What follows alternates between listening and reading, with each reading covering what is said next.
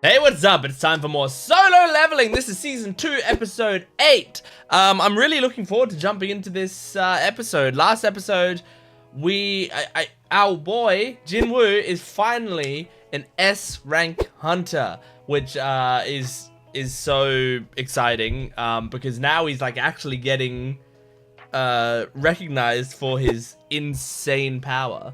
So yeah, there's some pretty awesome stuff happening.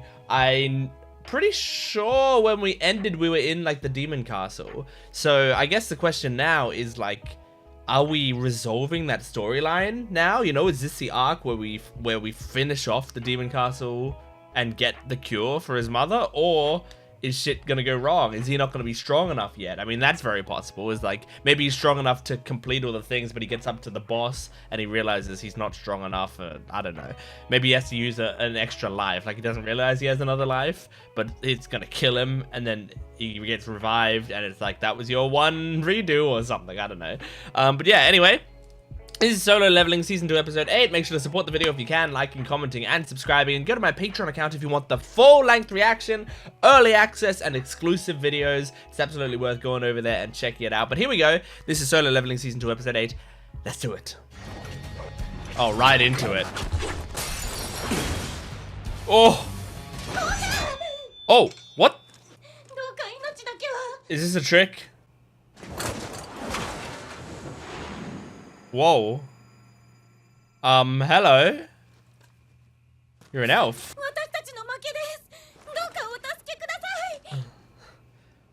What? Huh?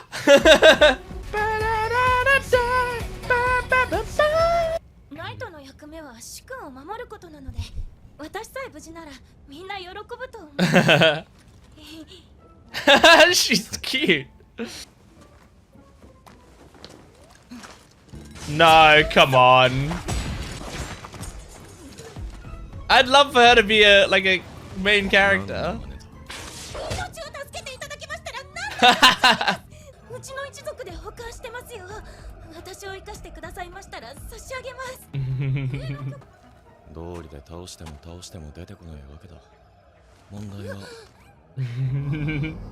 Oh. I mean, she just tried to stab you in the back. So probably not, but I want to trust her. I want her to come around. Yeah, she looks like an elf to me. All right, oh, the ant. And they're supposed to be like insanely strong, right? Esil. Good question. He's learning.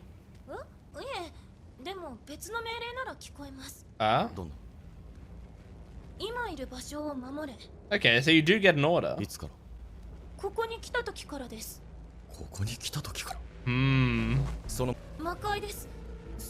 Okay, so she was in the demon realm. Oh, she probably can't answer this. Oh. Oh, no, she is answering it. What? Oh my gosh. Oh my gosh. It purposefully gave that much information and then...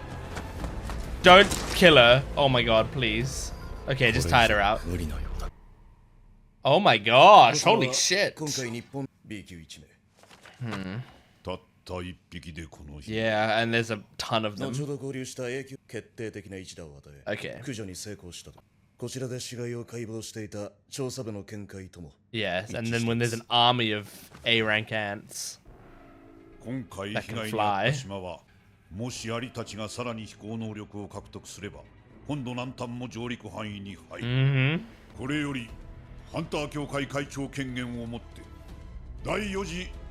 Okay, they're doing another raid.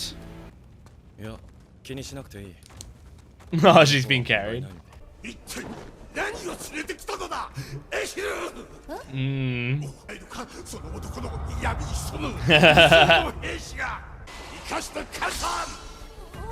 spared your daughter.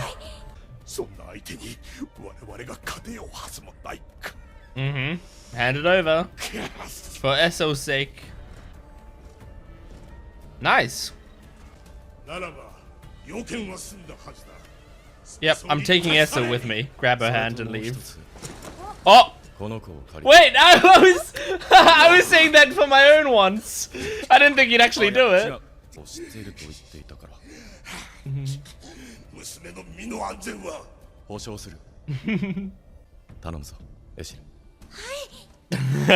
She's blushing. I'd hate to do this job.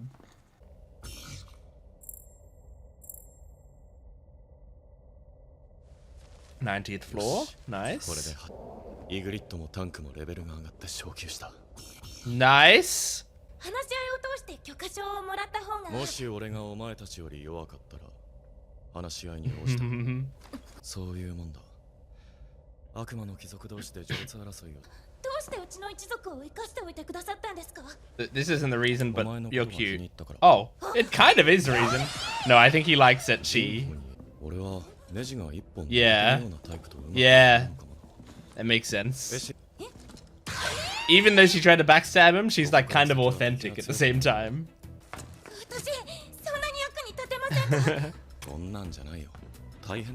I think he likes protecting people as well. Probably reminds her of him, of his sister as well. There's still like a robotic filter on her voice, kind of. I don't know if that was just supposed to be the echo and it just sounded weird.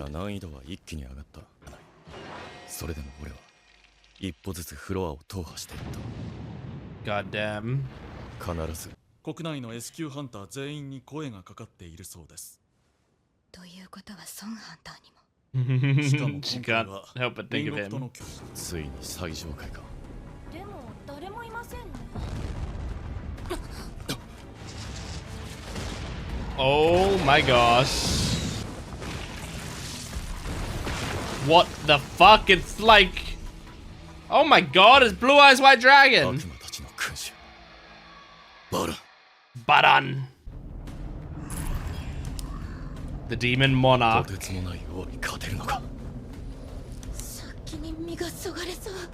Oh, you gotta just hide. Whoa. A wyvern. Whoa. You need to kill a bunch of them and recruit them. Oh!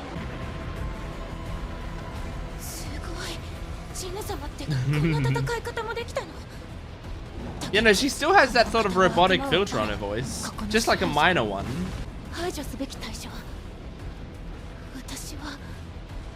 You stay with him! Forever. Wow! Holy shit! Oh! No! He's defended her, surely. Yes. Or Igris or something? No, it's him. With his fucking cloak, like a magician.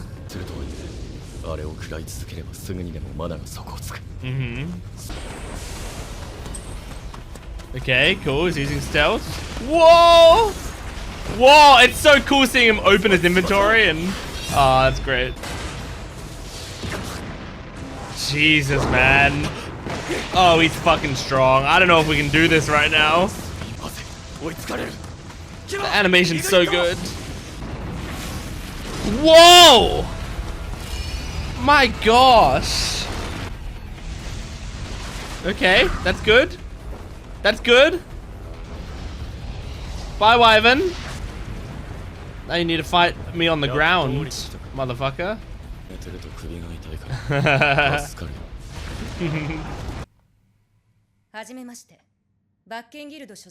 Hanekawa. S 級ハンター11名を要する日本の超大型ギルド。Okay. その規模はアジアナンバー2とも言われている。アリは孵化直後から急速に成長しますが、その寿命は1年程度。Okay. つまり、女王アリさえ倒せば、残党は1年後に自然消滅するというわけです。That's good. もう一つ、アリがより強力な敵、強い魔力の方へと引き寄せられることが判明しました。しかしここまで詳細に分析してくるとは。Yeah, they've got intelligent people there as well. 11人中10名。私たちがアリをおびき寄せます。This is cool. We're hearing him say it because she's translating. AI シミュレーションでも最も高い成功確率を出しています。Oh my gosh. I bet now all of his soldiers are struggling a lot. Oh. Oh. God damn. Oh shit. Nice.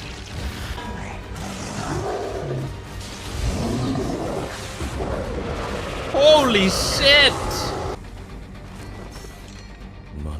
He's out of mana.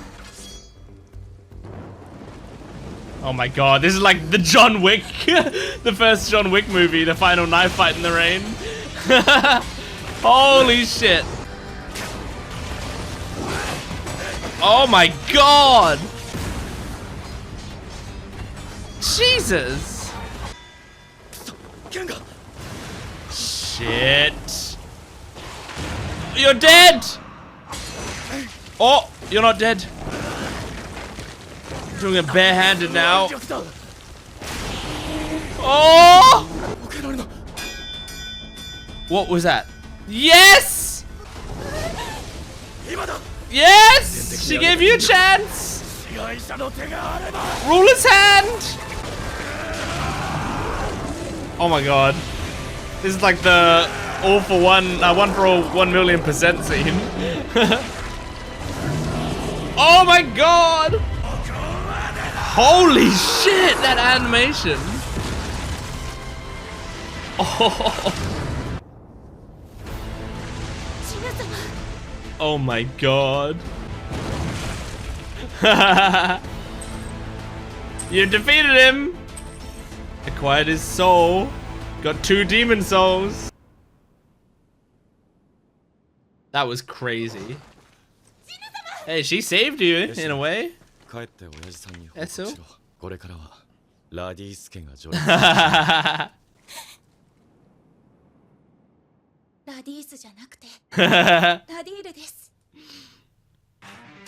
Nice.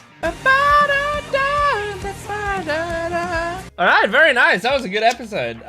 Wow, yeah, that final battle, it reminded me a lot of the I mean, at first it was the John Wick fight because it was like he was out of mana, and it was like in the same way that in John Wick, I'm pretty sure that they like don't have any ammo left or whatever. I can't remember exactly what it was, but it's like there's a reason that we're in the rain and we're just gonna fight like man to man right now, just with daggers. And so I remembered that, and I thought that felt like that, and then it turned into like the 1,000,000% My Hero Academia scene, where it's like, you know, a stronger opponent, you're basically about to lose and he's like about to crush you or whatever, and then the weaker ally like just distracts him for a second so that you can use your most powerful move. Yeah, it felt a lot like that to me. Very cool. I mean, I'm making those comparisons fondly because this series is supposed to just be about hype, right?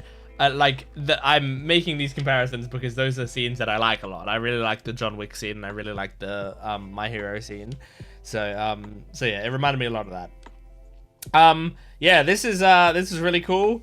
I like Essel. We're not gonna have any more of her. I think like this is just like we'll just have her for this episode probably, because then she's gonna go back to her father and whatever, blah blah blah. But I really like her, and like it felt like if this was a different show and she had come maybe earlier in the show, she would be like the sidekick of the show, which I would have liked. I think that would have been a lot of fun, but that's obviously my own personal preference going in there. I think like part of what some people would like about the show is like it's solo leveling. Like the thing is that he's doing this all on his own. So it makes sense that you don't want to expand the cast out too much in terms of Like, he doesn't have a traveling party. He's like a dude going around doing all this shit on his own, and other people are just like either getting in the way or assisting him temporarily, but no matter what, he's not sticking to anything. And like, I get that that's part of the appeal of the series, so it makes sense that they're not going to recruit a new character to his party, most likely. Because I mean, even the closest one is Jinho, so what, Jiho, the guy, the like sort of wimpy dude. Like, he is like the closest thing he has to an ally, I think. And even him, like, we haven't done much with him for ages. He just turned him down. Like, they're really, you know, they're allies, but they're not like permanent allies, and they don't do everything together.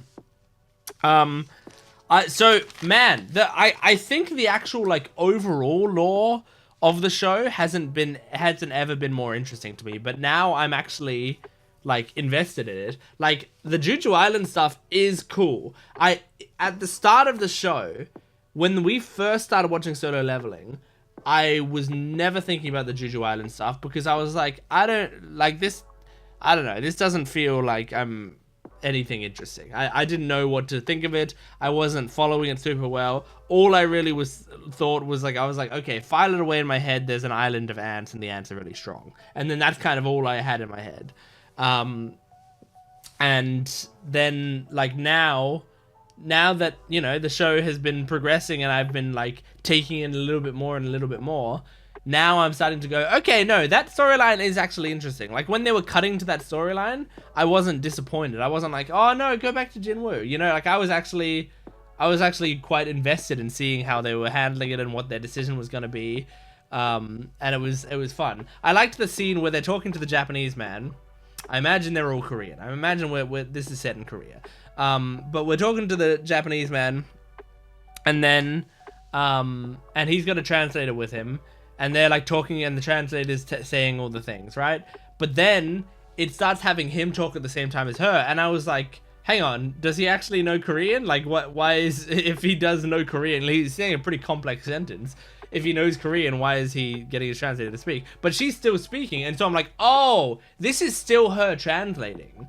It's just for us as viewers, we're like, well, we don't have to see it all through the translator, so instead let's hear him deliver these lines, and we're just going to like know that what's the subtext of what's happening is he's actually saying this to his translator, and the translator is saying that to them, but we're just cutting out the middleman now. There's no reason to have that constantly be happening when you can make the scene more badass by showing like, hey, look, she is still translating, and so if you look at her in the background, her lips are still flapping, but we can't hear her voice anymore because we're hearing his voice instead. In the same way that whenever you get a letter in a TV show or a movie or whatever, like, you look at the letter and the person who's holding the letter starts reading it, and then it'll slowly fade into the voice of the person who wrote the letter. Obviously they can't actually hear the voice, but it's a really nice way to be like, hey, this is the person who penned this letter, and this is the tone that they're trying to get across, so we can actually hear it as viewers, and it's really cool. I know it's such a simple technique, but I think it's so cool because that, like, it makes the character, like, you get to see his personality more rather than, I feel like that's something that's really interesting is, like, I feel bad for people who have English as a second language. And they like go to an English speaking country, and then a big thing is like when they're trying to speak English and they're talking to someone, they sometimes come off as like they might come off to people as like less intelligent or less interesting or whatever, because they're struggling to get their thoughts and stuff out in an entirely different language.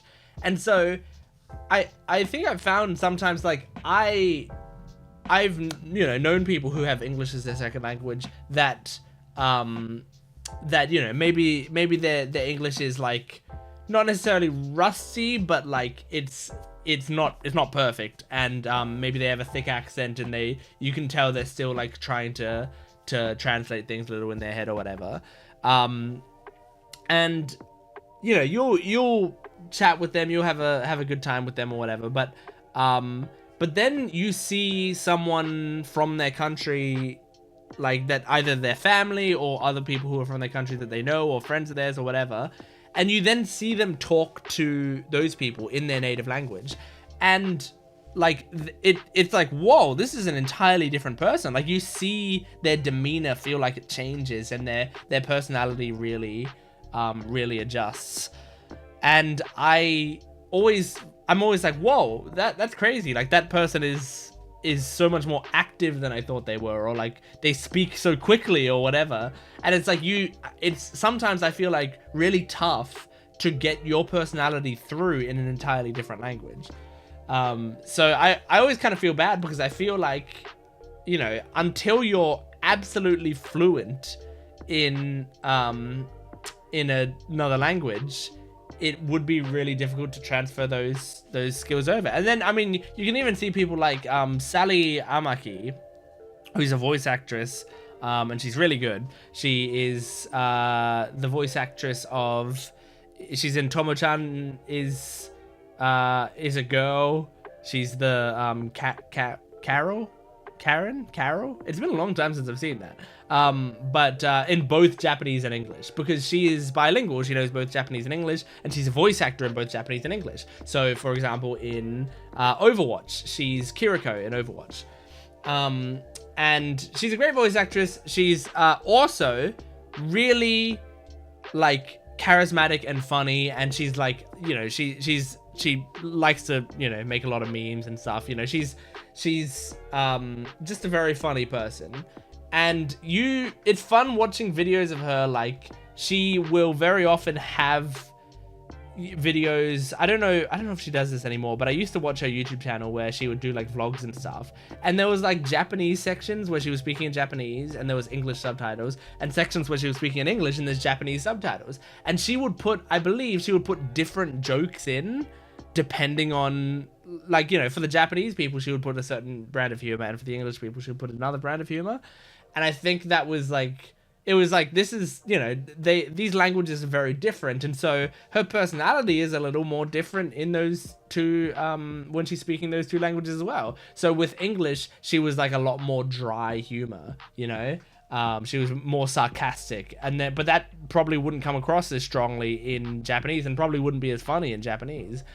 So she had a very different sense of humor and different way of speaking in Japanese. And so it's very interesting, like, listening to her, where when she starts speaking Japanese, she sounds very polite, you know, and she sounds very respectful.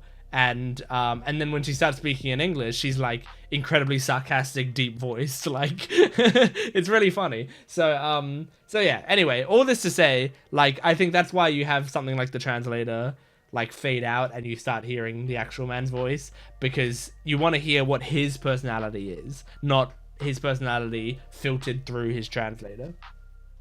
But yeah, I mean, this was a fun episode. I really liked it. I had a great time. Can't wait for more. I mean, we beat the Monarch, so like we're looking good.